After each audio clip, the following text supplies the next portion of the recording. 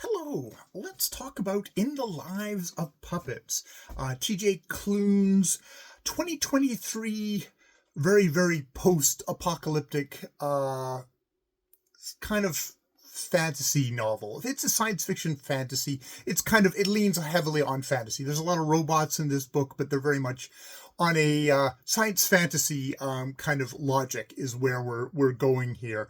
There's a number of robots with wooden hearts, seasoned with with human blood. So we're definitely going on the kind of science fantasy level here, and of course that's probably or fairy tale, because this is very much a I don't know if retelling is the right word, but it's definitely inspired by Collodi's, the original author of The Adventures of Pinocchio, published in 1883, which I'll come to later. I listened to it on audio as an audiobook, narrated by Daniel Hennings. So this is a world where instead of they're all being humans and there being one wooden marionette boy, Pinocchio, this is a post-apocalyptic world where there are no more human beings except one, Victor, or Vic, as he is called, a real human guy.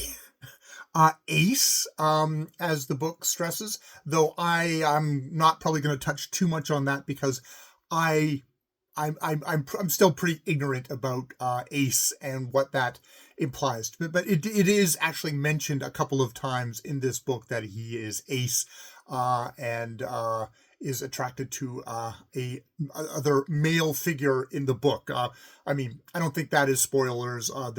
They discover in a junk heap near the front of this book a hunky 30-year-old android looking, very kind of human shaped, with kind of a rough stubble that obviously makes you sexy and irresistible to all, as I know myself.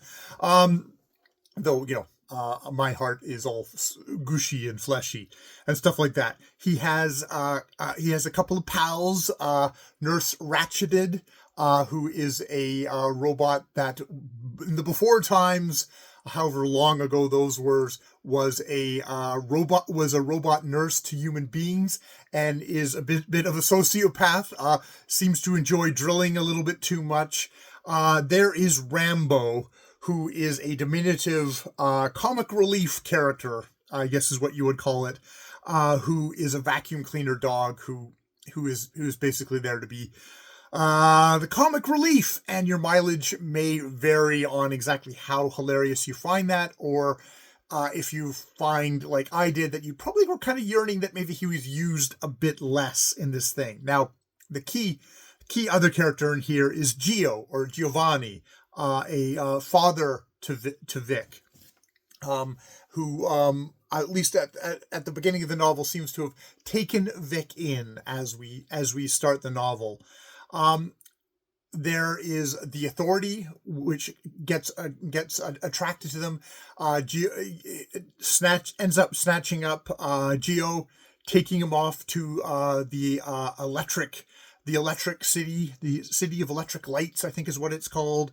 And our plucky heroes must go on a little bit of a picturesque journey to rescue him from the city. And there's going to be a blue fairy in here. The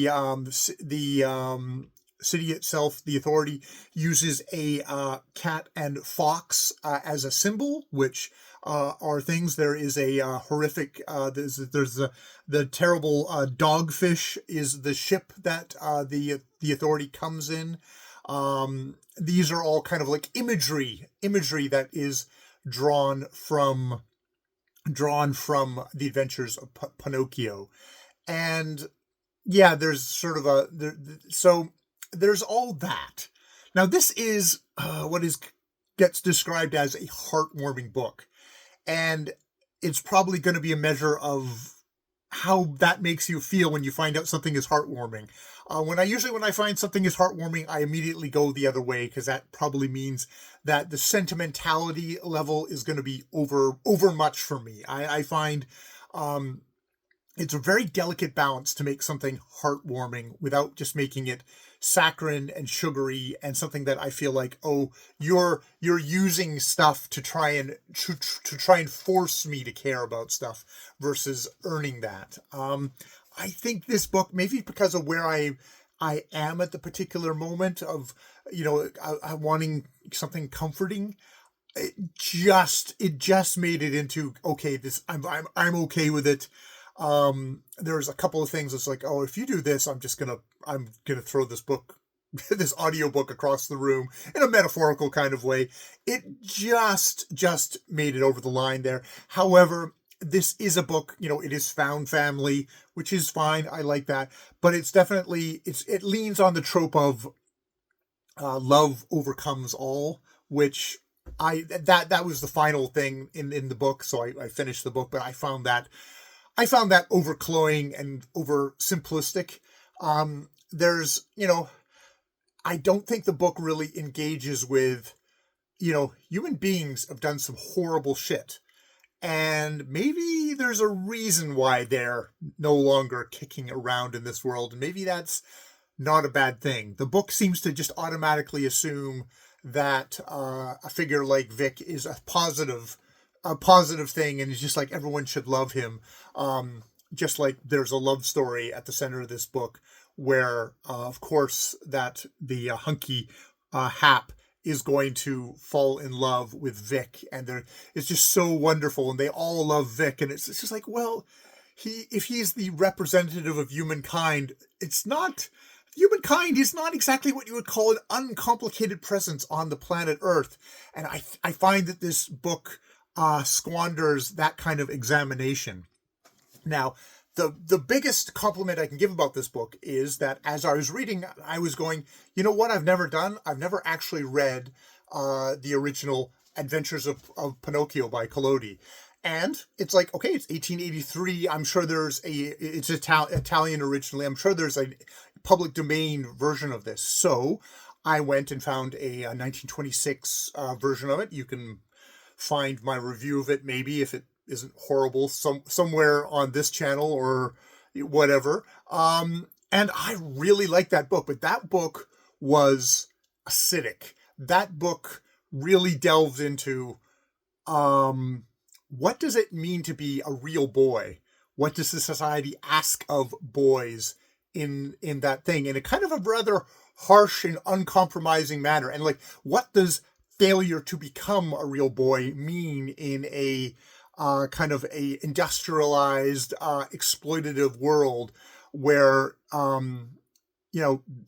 terrible, terrible crap can happen to you if you do not arm yourself, if you're not there for it.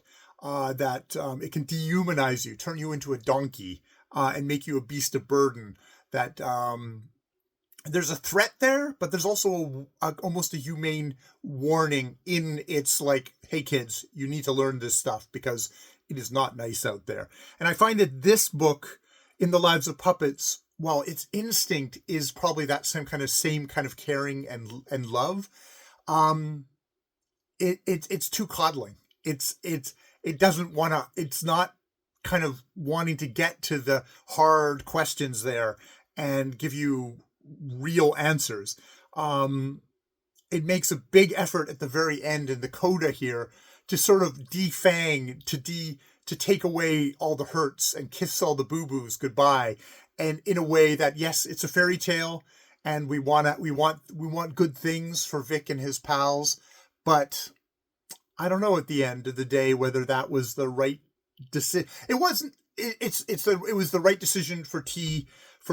Klune, but I don't know if that was the right decision for the work or for my enjoyment of the work, if you know what I mean.